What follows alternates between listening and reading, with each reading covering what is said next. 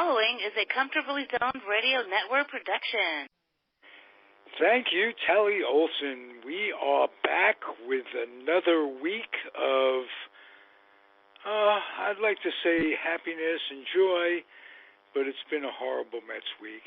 And no better folks to cover it but our stars, Robert Cole and Marty Rose.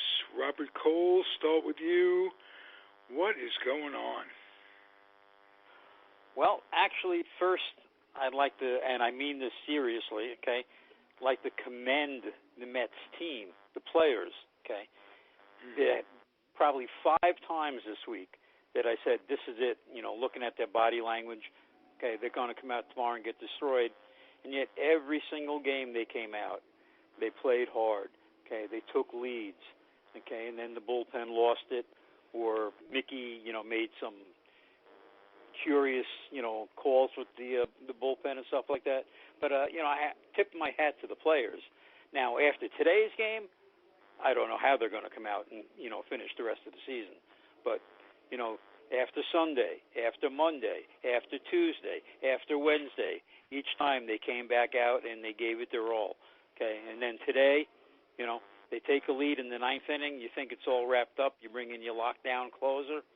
Okay, well, Willie Mosconi must have opened that lock because he's no longer a lockdown closer.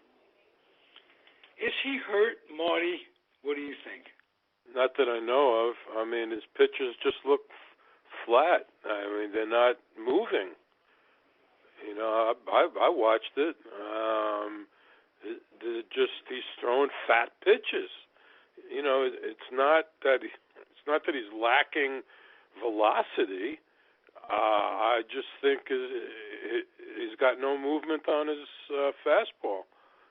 I don't know why that is, but obviously at some point his pitchers were doing something to fool people for like all of last year, and in the beginning of this year he wasn't so bad. All of a sudden he can't get anybody out.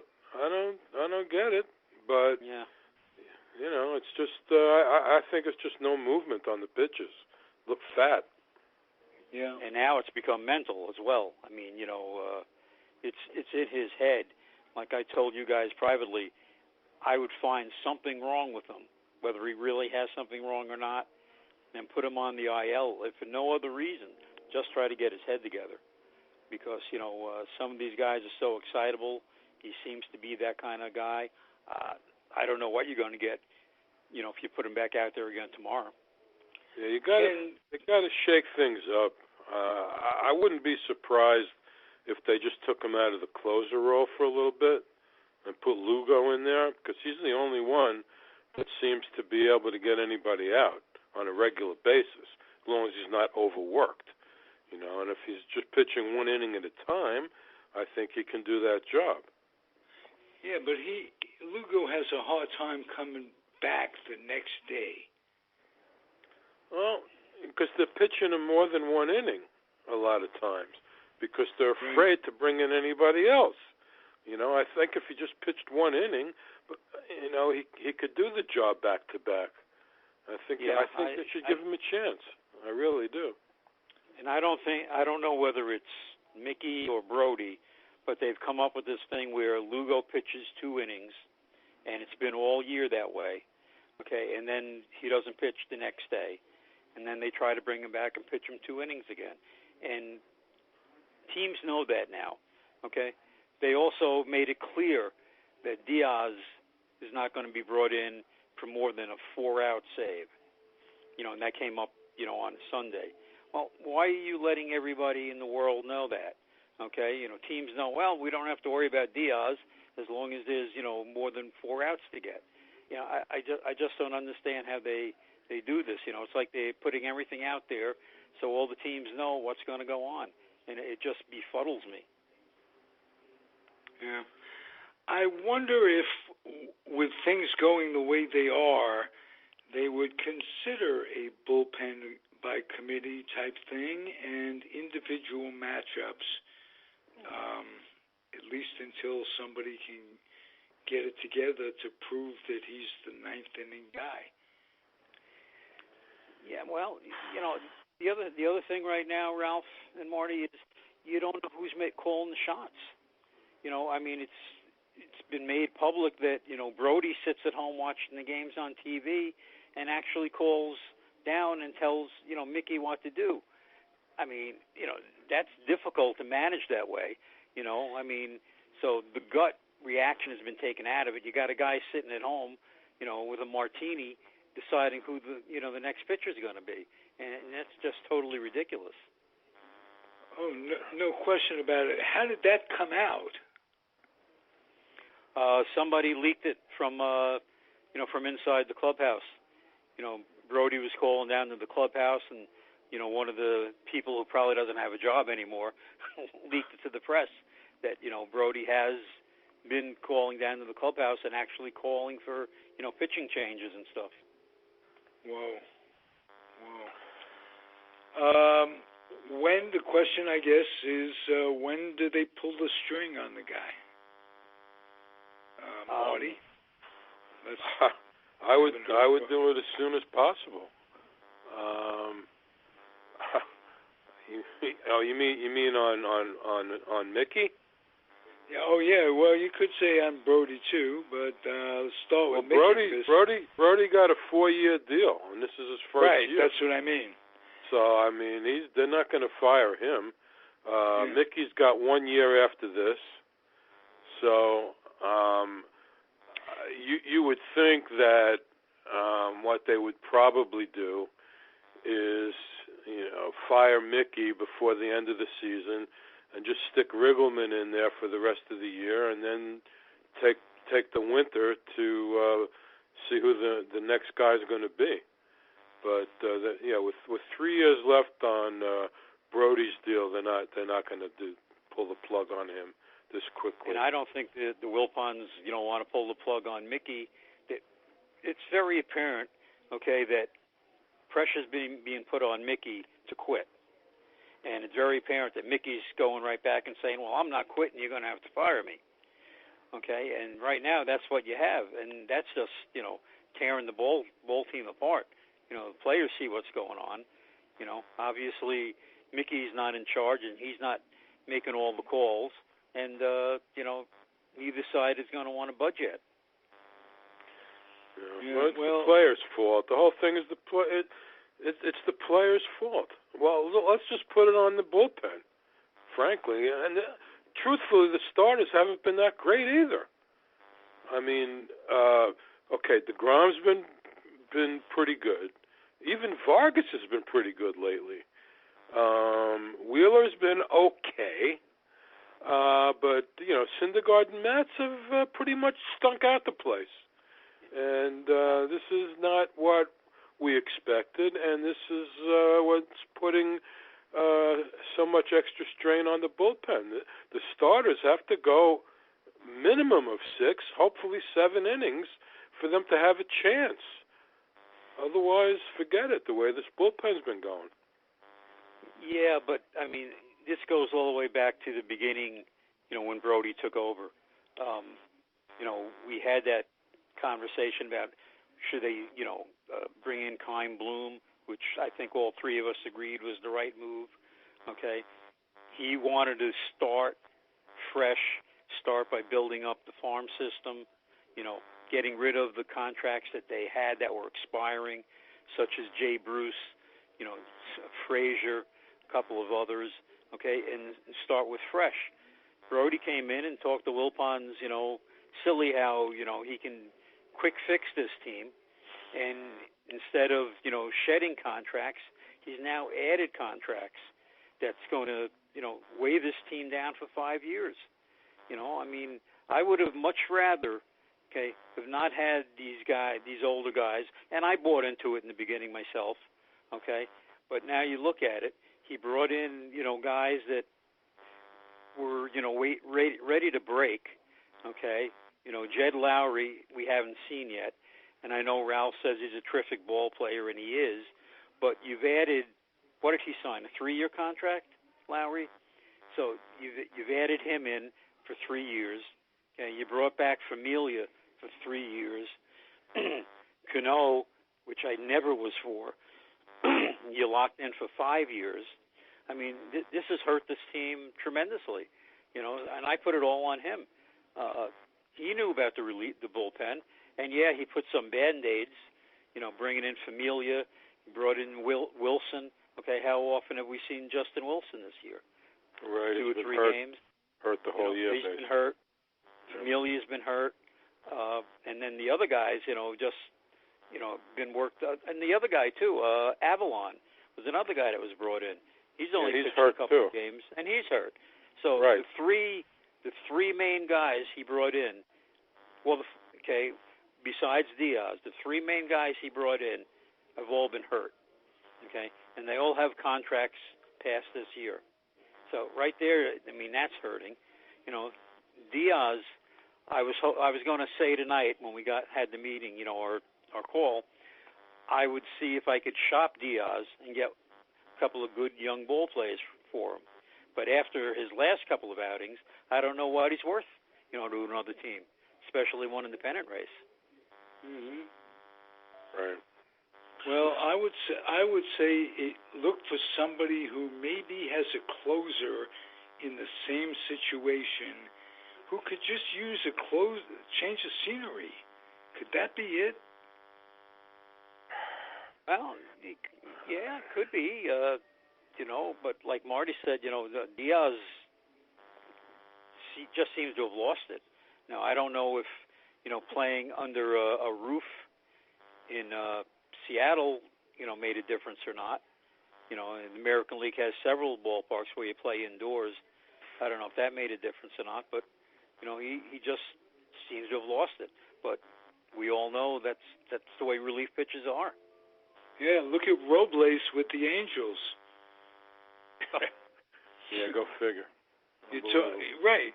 So go try to predict what a relief pitcher is going to do from year to year. It's very difficult. Yep.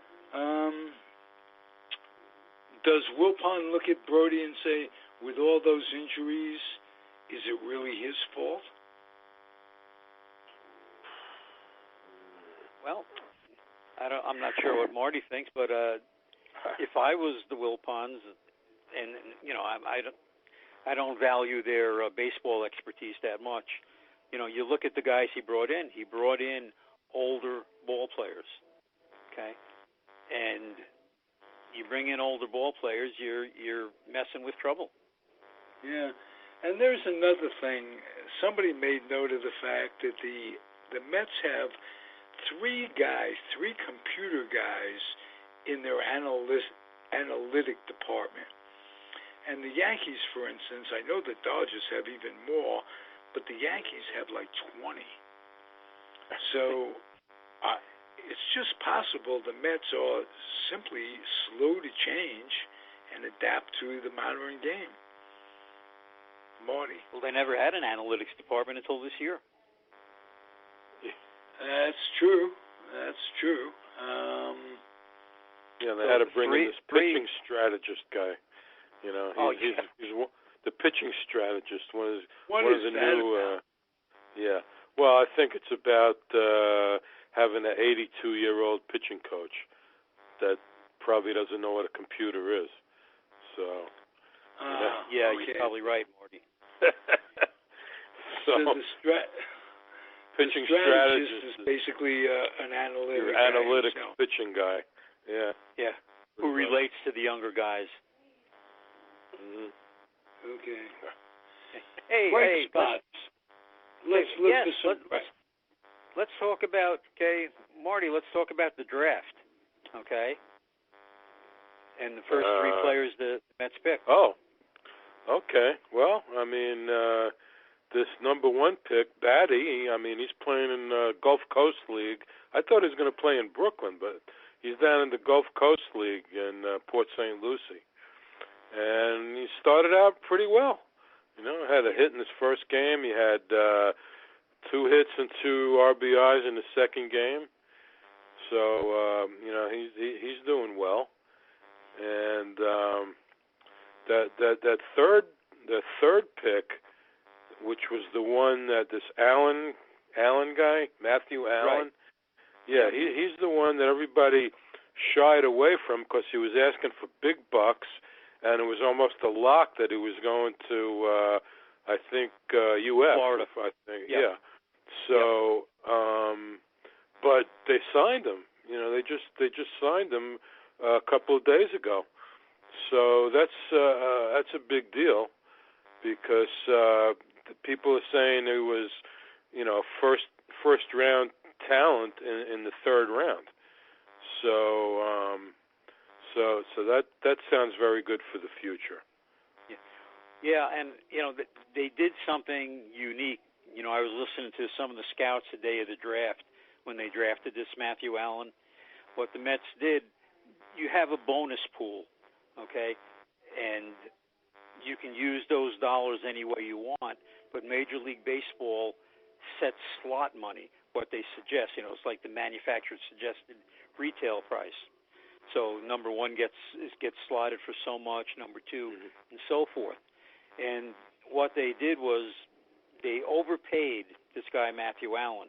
I think his slot where they picked him would have gotten maybe like a $500,000 bonus, but they're actually paying him $2.5 million. And then what they did was the rest of the draft, they drafted mostly college seniors. Now, college seniors have no leverage. They can't say, well, I'm going to go to school if you don't give me more money. Right. If they want to play baseball, they sign for the minor league contract and they play. So that's what the Mets did. They put all their money into their first three guys, which were all high school draft choices, and then basically spent the rest of the draft taking college seniors. So we're going to have to see how that goes. But, you know, the scouts that were talking about it said it was very unique what they did, and they had to know they were going to sign Matthew Allen, you know, to pick him at 3. Otherwise, you wasted, you know, a top choice. Yeah, I heard he was asking for $4 million in the beginning. So if he signed for 2.5, that's good. That's good. Yep. Sounds Initially, like that's what he was asking, and that's what scared a lot of teams off. Right. You know, right. Obviously, who his agent is. Is he a Boros guy? I don't think so. I'm not sure of his agent, but I don't believe it's Boris. Okay. Again, I'd like to talk about something positive. It's hard to find, but I guess if you had to say for the season, Alonso/McNeil. Yes. No doubt about it. I'm leaving out DeGrom, but last year he established himself as someone who is top of his game, and he hasn't disappointed in that point, in that sense. But Alonso, we never expected this. No, he couldn't. No. McNeil either. We also, on the other hand, never expected Ramos to have regressed the way he has. Well, in reality, Ralph, he's been coming around as the weather's gotten warmer. I mean, he's got his average up to around 280 now. He's starting to hit with a little bit of power, you know, that he had. So we'll have to wait and see. I thought he was better defensively than we've been seeing. But you've seen him before more than I have. Right. He has been. I mean, I don't know if he's buying into this, you know, lack of hustle that some of the Mets show or not. I don't know. But he was a much, much better defensive catcher last year with the Rays, and he was a much better defensive catcher when he was with the Nationals. So I'm not really sure what's going on with that. Of the choices, age, you know, age, wear and tear. The other choice would have been Real Muto, and then look at what they would have had to give up for him. Well, we wouldn't be talking about McNeil right now because he would have been in that deal. For sure. Yep. Okay. Wow.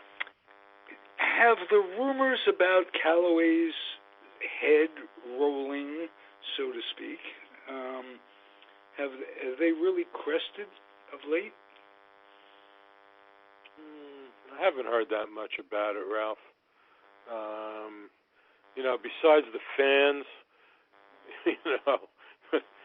the fans calling for his head, I haven't heard any rumors, to that effect. I mean, the last thing Brody said was he's here for the foreseeable future.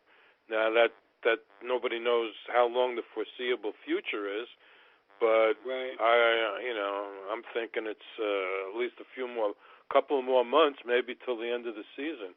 I don't know. Yeah, I don't see him getting changed during this season.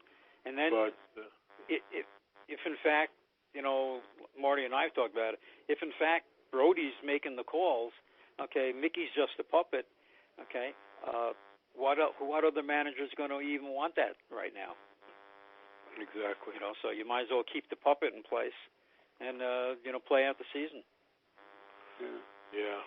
Well, after this, after the break, we got Atlanta, the Yankees, and the Phillies, which is really tough for this next homestand. But after that, it kind of eases up for like a month because you got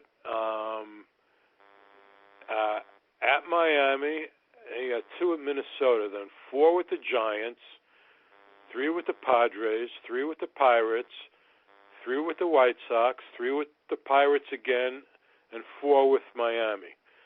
So that stretch, which runs from right after the All-Star break to August 7th, if they got any chance of coming back to 500 or better, that's the time. Well, otherwise, Miami's going to go ahead of them, which is the ultimate insult. See, my biggest fear right now is that they do go on a little bit of a stretch, win some games, and then Brody thinks that he can make some deals to put them over the top, and that's what scares me. He scares me, Brody. There's too many teams ahead of them, in the wild card. Too many. Even if they win a few games, there's still like 7 or 8 teams ahead of them in the wild card. So, it's pretty much even if they have a decent month with a winning record, they're still going to be hovering around 500 at best, and they got to realize that it's not happening. They got to be sellers. You realize it, and I realize it, but does the man that's pulling the trigger realize it? You would think so. They also have to keep up the appearances for the fans. They don't want to tank the season too early and just play to empty seats. Well, there's also only one trading deadline this year. Yes, July 31st. That's it. You can't. No waiver deals. Make any deals in August anymore, right? No waiver deals at all, right? Isn't that true? Correct. Yeah. So once the 31st comes and goes, there can be no other deals between teams. So they're going to have to make a decision right by then, which is only a couple of weeks away. Yeah. Well, a month away anyway. Let me ask you, Marty. I mean, who would you look to trade right now? Well, if they've made a decision that they're not going to try to re-sign Wheeler, he'd be number one because he's been pitching halfway decent. I think there would be a market for him, and Frazier's picked it up considerably offensively. He had the big home run today. I think his average is up to like 270, 275. I think those 2 guys would be the top because both their contracts are up at the end of this year. So I don't think anybody would even want Lagares. He's on his last legs, it looks like, and he won't be back, I'm sure, because he's not he's not hitting at all, and he seems to have slowed down from what he used to be in the outfield too. Yeah. So, but there'd be no market for him. But Wheeler and Frazier, there might be a market for.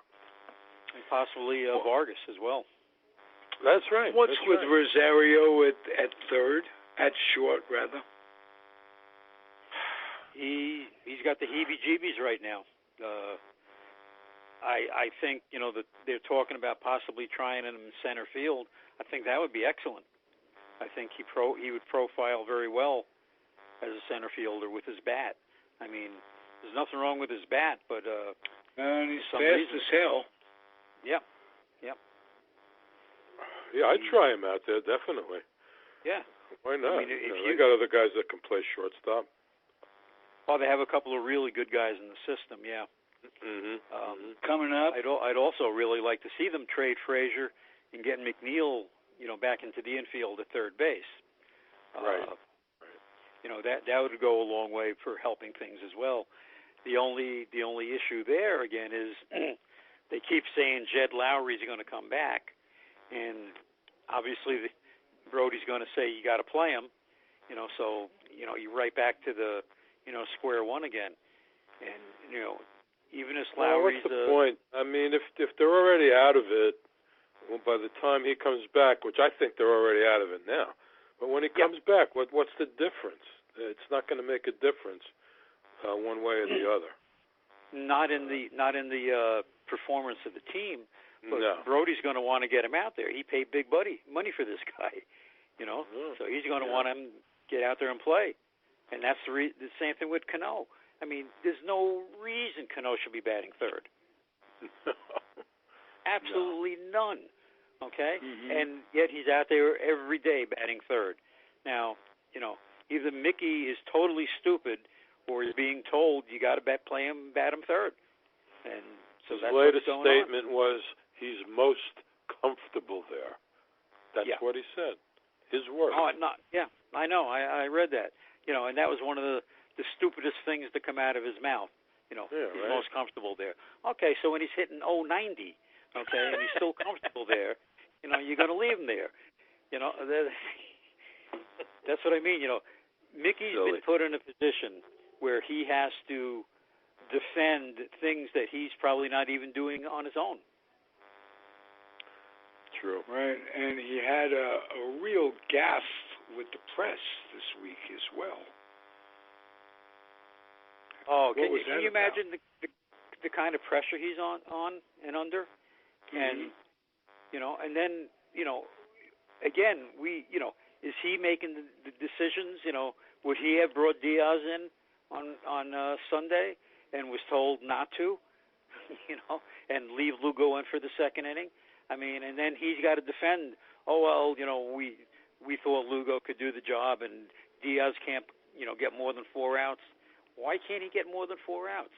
I mean, right now he can't get any outs, but I mean, in reality, why can't he get more than 4 outs?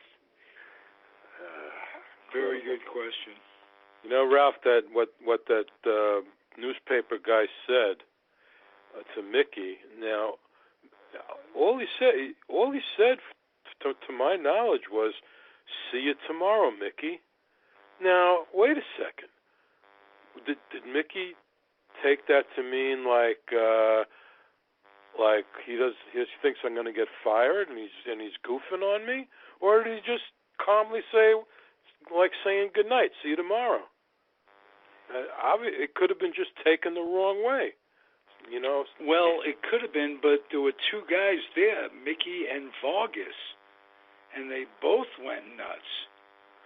So he must have said something initially to piss them off. If that's true, I didn't hear what it was. And Vargas insists that there's more to the story, but he's, it's in the past now, and he's not going to talk about it. Okay. Yeah, everybody apologized except Vargas. Oh, really? Mickey apologized, and Jeff Wilpon apologized, to the writer. Everybody apologized except Vargas. He didn't apologize. And he got fined $10,000. So Vargas and Mickey both got fined $10,000. So. And Mickey, in his first time, he was supposed to apologize. He didn't apologize either. Right.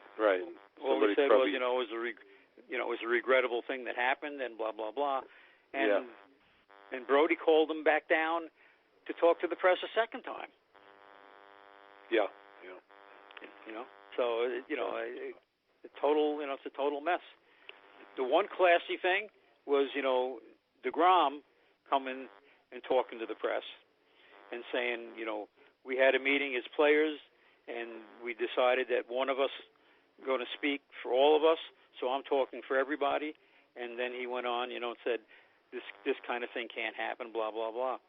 Right. So, I mean, he came out of it looking good as a professional, Yes. And he took on the pressure of doing that, which was smart because otherwise, the newspaper guys would have been going from player to player trying to get, guys saying things. So. Right.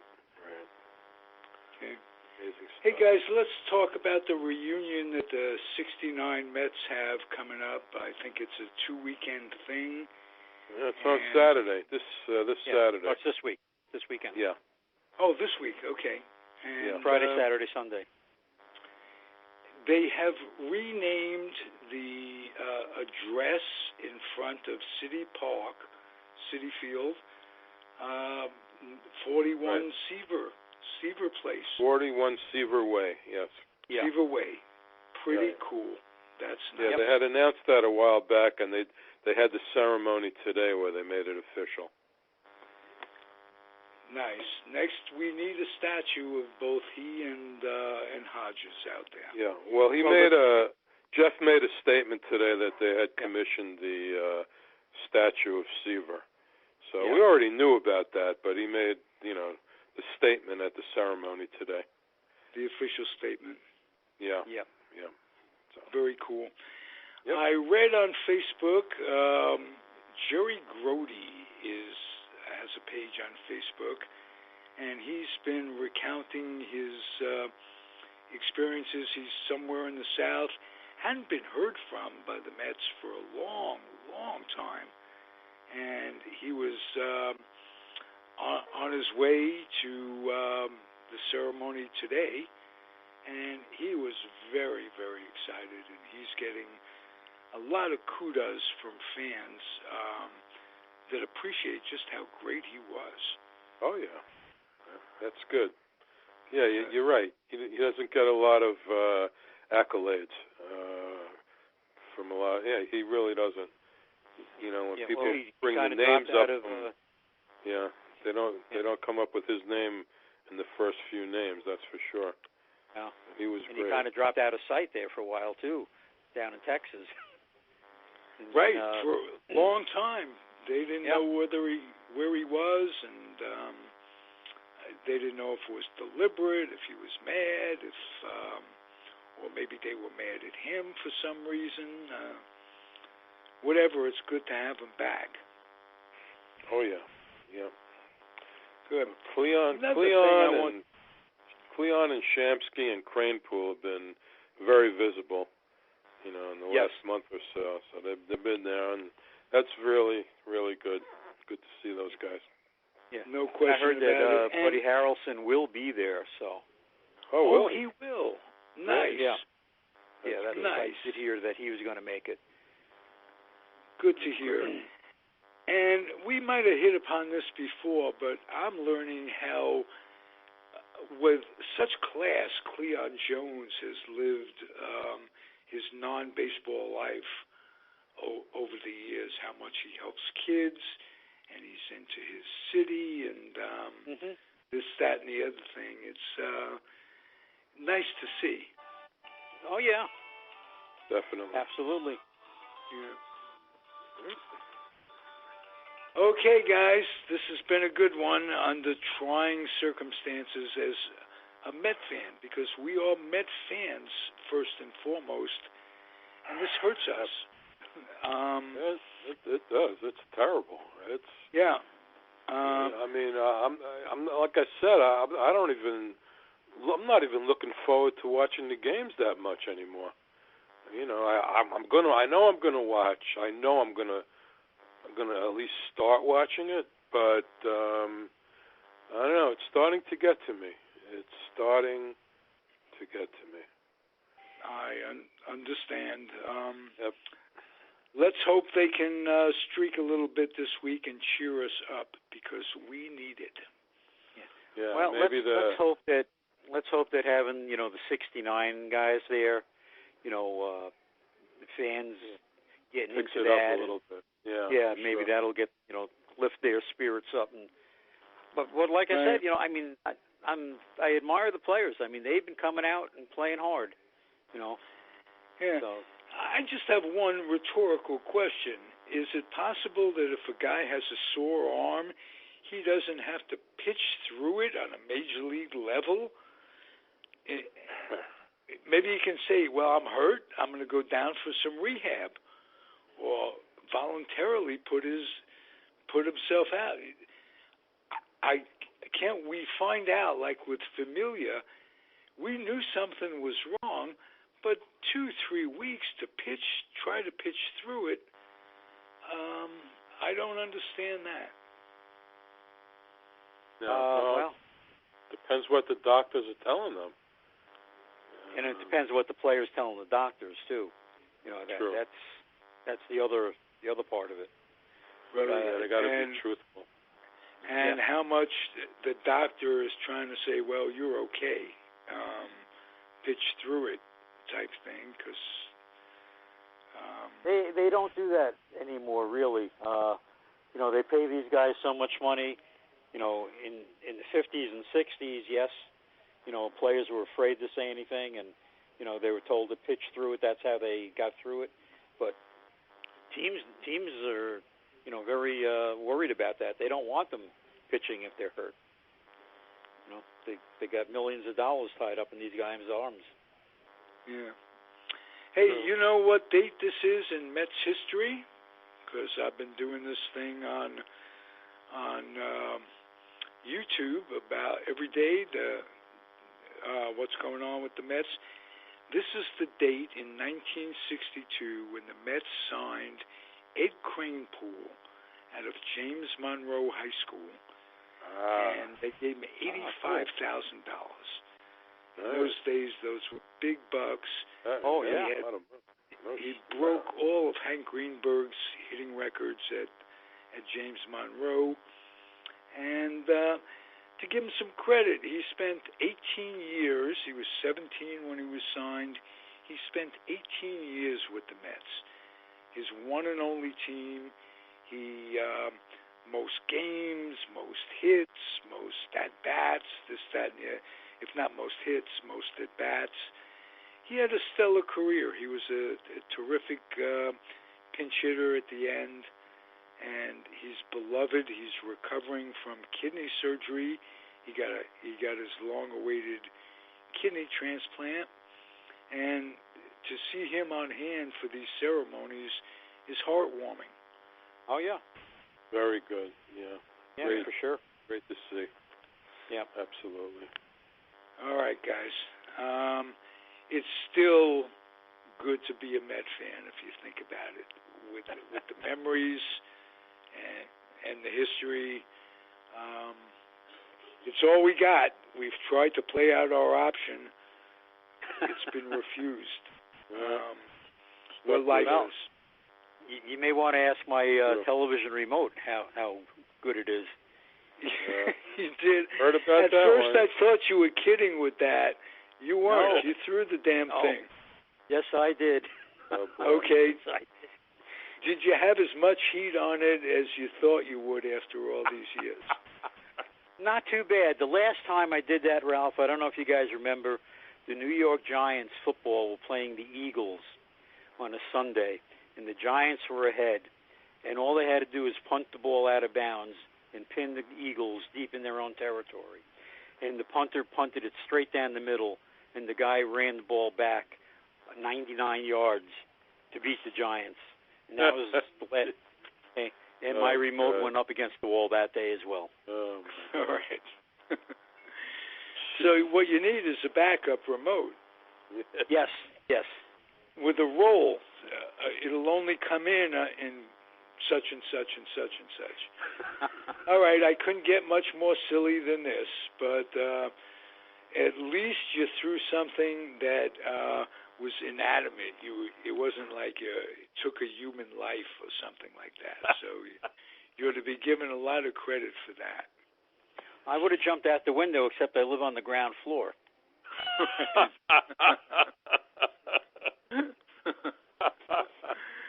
Good one. All right. Be safe, guys. Be healthy.